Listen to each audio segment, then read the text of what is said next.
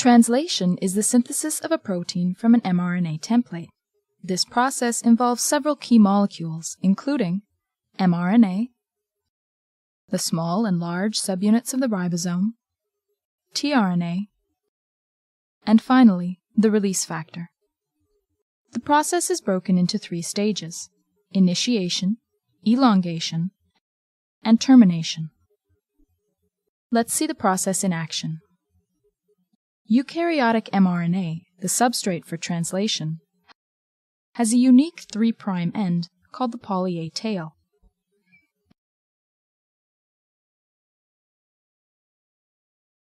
mRNA also contains codons that will encode for specific amino acids.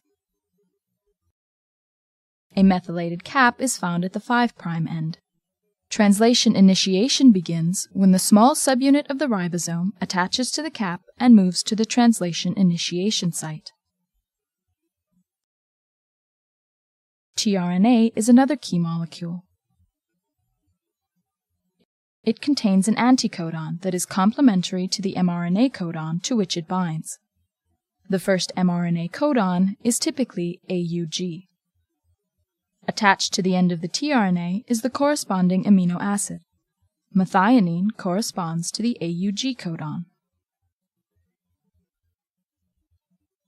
The large subunit of the ribosome now binds to create the peptidyl, or P site, and the aminoacyl, or A site.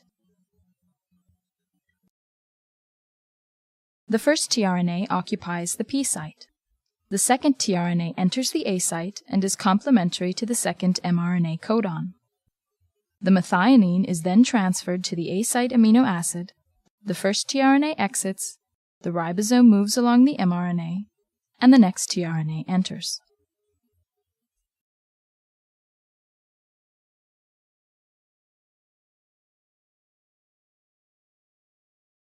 These are the basic steps of elongation.